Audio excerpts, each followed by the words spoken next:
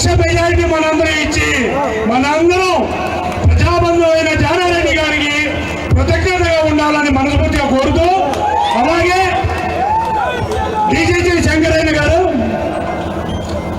ఒక్క 5 నిమిషాలు ఓపిక పెడితే సభ క్లోజ్ అవుతుంది.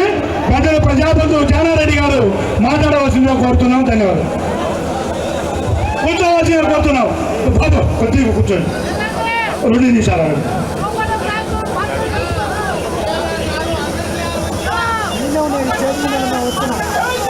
వేదికపై ఉన్న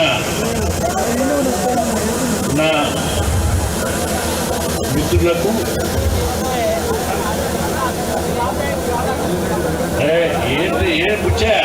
బుచ్చయ్య ఏం కావాలి? వేదికపై ఉన్న మన రాష్ట్ర మంత్రివర్యుడు, మన జిల్లా ప్రియ అభిమాన నాయకులు, కార్యక్రమంలో పాల్గొన్న అనేక మంది మిత్రులు, కాంగ్రెస్ పార్టీ అభిమానులు, కార్యకర్తలు, నిన్న ఎన్నికల్లో కాంగ్రెస్ పార్టీని అత్యధిక మెజార్టీతో గెలిపించి నా ప్రతిష్టని, కాంగ్రెస్ ప్రతిష్టని నిలబెట్టినటువంటి మిత్రులందరికీ, వేదిక మీద ఉన్న శాసనసభ్యులందరికీ నా ధన్యవాదాలు. మీ అందరికీ రేపే శ్రీరామనవమి శుభాకాంక్షలు మీ అందరికీ. నేను ఇప్పటి వరకు ఎక్కువ మాట్లాడిన అవసరం లేదు. ఇప్పటికే నేను మాట్లాడవలసింది కానీ, ప్రజలకున్న సమస్యలను పరిష్కరించడానికి కానీ, మంత్రులుగా, కాంగ్రెస్ పార్టీ నాయకులుగా ఈ రాష్ట్రానికి, ఈ జిల్లాకు చేయవలసినటువంటి అనేక కార్యక్రమాల గురించి వారి సంభాషణలో, వారి ఉపన్యాసంలో మీ అందరికీ వివరించినారు. నేను మీ అందరికీ చిరపక్షునే కాదు, మీరు అనేక సంవత్సరాలుగా నన్ను అభిమానించి, ఆరాధించి, అనుసరించడంతో పాటు ఈ జిల్లాలో ఒక ప్రత్యేక స్థానాన్ని కల్పించడానికి ప్రజలందరూ ఎంతో కృషి చేసినటువంటి సంగతి.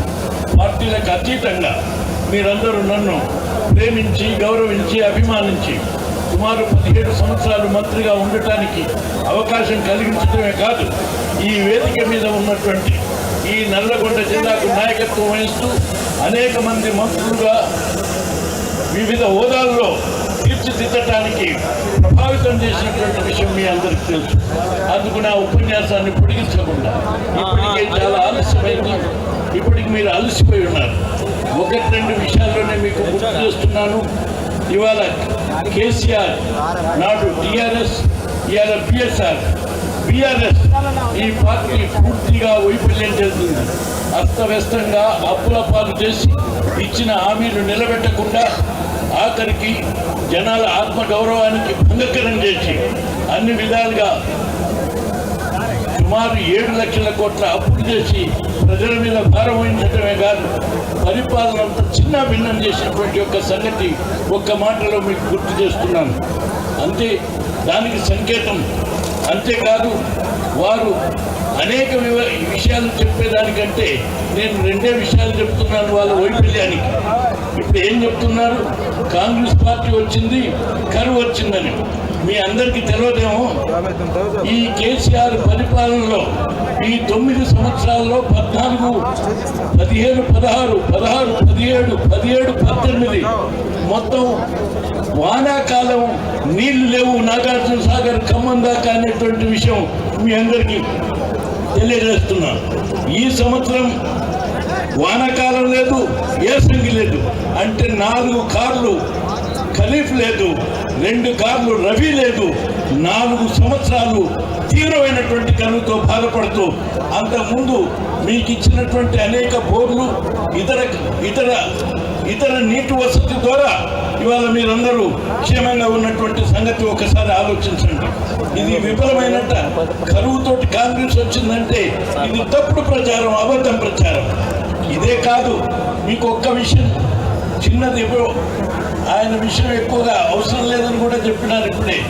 ఇవాళ ఆనాడు జగదీశ్వర్ రెడ్డి అనే ఆయన మంత్రిగా ఉండి ఇవాళ ఎల్ఎల్సి హెచ్ఎల్సి 3 లక్షల ఎకరాలకు నీరు ఇచ్చిన దాంట్లో మీ నల్లగొండ జిల్లాకు 2,000, నల్లగొండ నియోజకవర్గానికి 2,000, నాగార్జున సాగర్కి ఇంకో 5,000, 4,000 మీ మిర్యాలు కూడా 13,000 ఎల్ఎల్సి ద్వారా నీళ్లు ఇవ్వాలి.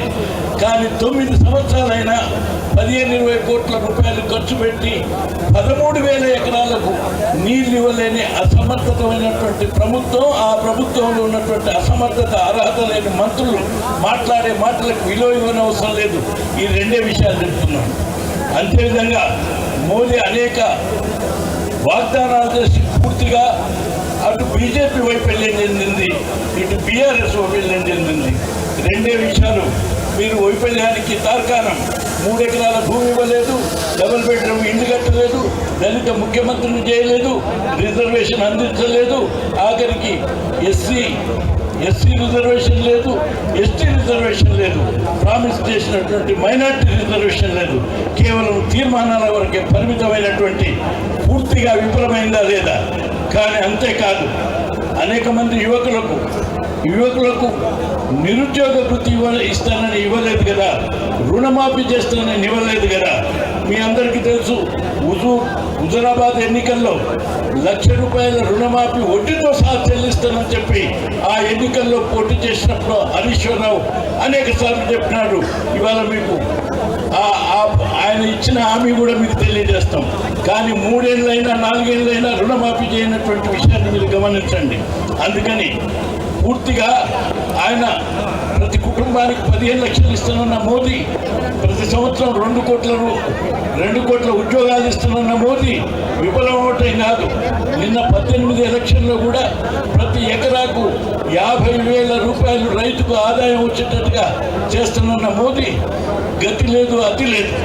అందుచేత ఈ పరిస్థితుల్లో ఇసుకుపోయినటువంటి మీరు తిరిగి కాంగ్రెస్ పార్టీ, ఏదైతే భారతదేశానికి స్వాతంత్రం తెచ్చినటువంటి కాంగ్రెస్ పార్టీ, తెలంగాణ రాష్ట్రానికి రాష్ట్రం ఇచ్చినటువంటి కాంగ్రెస్ పార్టీ 50-55 ఏళ్లలో అడుగు ఆదివాసీల అన్ని రకాల వర్గాల ప్రజలకు న్యాయం చేయడానికి, సమాజాన్ని స్థాపించడానికి నిరంతరం కృషి చేసిన పార్టీని తిరిగి కాంగ్రెస్ పార్టీని ఈ రాష్ట్రంలో నిలపాలని, రేపు వచ్చేటువంటి రోజుల్లో కాంగ్రెస్ పార్టీని దేశంలో నిలపాలని మీరు ఆశించి ఆకాంక్షించి నిన్న గెలిపించినారు. అదే తరహాలో వచ్చేటువంటి రోజుల్లో మళ్ళీ కాంగ్రెస్ పార్టీని గెలిపించి మీరు ఆశించినటువంటి సుపరిపాలన ఇవ్వటమే కాదు, మీరు ఆశించినటువంటి అనేక రకాల సంక్షేమ అభివృద్ధి పథకాలను పూర్తి చేయడానికి మాకు అవకాశం ఇవ్వండి. ఆ విధంగా రుజువు చేసిన సంగతి మీకు తెలుసు. అందుకు నేను ఇంకా ఉపన్యాసాన్ని పొడిగించకుండా మీరు ఆశించిన విధంగా ఈ మిర్యాలగూడ నియోజకవర్గాన్ని అన్ని విధాలు అభివృద్ధి చేయడానికి మొత్తం తెలంగాణ రాష్ట్ర ప్రభుత్వం, వాటితో పాటు మన 2 మంత్రులు, 2 ఇక్కడ ఉన్నటువంటి ఎమ్మెల్యే, పార్లమెంటు సభ్యులు కలిసి ఈ ప్రాంతంలో మీ అభివృద్ధి చేయడమే కాదు, మీ ఆత్మగౌరవాన్ని నిలబెట్టి అన్ని వర్గాల ప్రజల యొక్క సామాజిక న్యాయం చేయడానికి కృషి చేస్తాం. నిజము, 1.5 ఈ ప్రాంతంలో కొంత సామాజిక న్యాయం కావాలనేటువంటి మీ ఆకాంక్ష మాకు అర్థమవుతుంది. అందుకు వచ్చేటువంటి రోజుల్లో ఏ సామాజిక వర్గానికి సరి అయినటువంటి ప్రాతినిధ్యం లేదో ఆ వర్గాలకు ప్రాతినిధ్యం ఇటు రాజకీయంగా కల్పించడంతో పాటు ఆర్థికంగా కూడా కల్పిస్తానని చెప్పి మేము హామీ ఇస్తున్నాను. అంతేకాదు ఈరోజు ఒక సంతోషం ఏంటంటే, మళ్ళీ ఇదే ఆఖరి మీటింగ్ ఏమనుకుంటున్నా నేను, 40 మీ అందరికీ మీరు పుట్టలేదు, ఇప్పుడు మీ తండ్రిలో మీ తాతలో కూడా వచ్చి చూడలేదు. 42 సంవత్సరాల క్రితం ఈ వేదిక నుండి 1,00,000 మందితో ఇదే సమయంలో 8 గంటలకు 9 గంటలకు నేను అడ్రస్ చేస్తుంటే మొత్తం ఇవన్నీ కూలిపోయినాయి, మొత్తం లైట్లు ఎండిపోయినాయి. అదే మీటింగ్ని ఉదయం 10 గంటలకు ఎన్టీ రామారావు గారితో కలిపి మళ్ళీ సభ పెట్టి 1,00,000 మందితో విజయవంతం చేసినటువంటి మిర్యాలగూడ ఇది అని చెప్పి మనం చేస్తున్నాం. అంటే సుమారు 42 సంవత్సరాల క్రితం యొక్క విషయం నాకు ఇప్పుడు గుర్తుకొచ్చినప్పుడు ఈ తరగని అభిమానంతో, ఈరోజు కూడా తరగని అభిమానంతో, తరగనటువంటి ఉత్సాహంతో, ప్రోత్సాహంతో మీరు నన్ను గెలిపించటం, నన్ను ఇప్పటి వరకు నాయకుడిగా చూడటమే కాదు, తిరిగి నా తనయులను కూడా నాయకులుగా తయారు చేయాలని మీకు ఉన్నటువంటి ఆకాంక్ష. నేను ఉన్నంతసేపు మీరు నేనేమైనా ఇచ్చిన హామీలున్నా లేక మీ ఆశించినటువంటి విషయాల్ని నా తనయుల ద్వారా పూర్తి చేయించి మీ హృదయాల్లో శాశ్వతంగా నిలబడి నేనుండటమే కాదు, నా పార్టీ కాంగ్రెస్ పార్టీ నా నాయకత్వం ఉండి తీరుతుందని చెప్పి మీకు మనవి చేస్తూ, ఈ ఎన్నికల్లో మేము పదే పదే మీ అందరినీ ప్రత్యక్షంగా కలుసుకోవడానికి కొంచెం అవకాశం ఉండదు.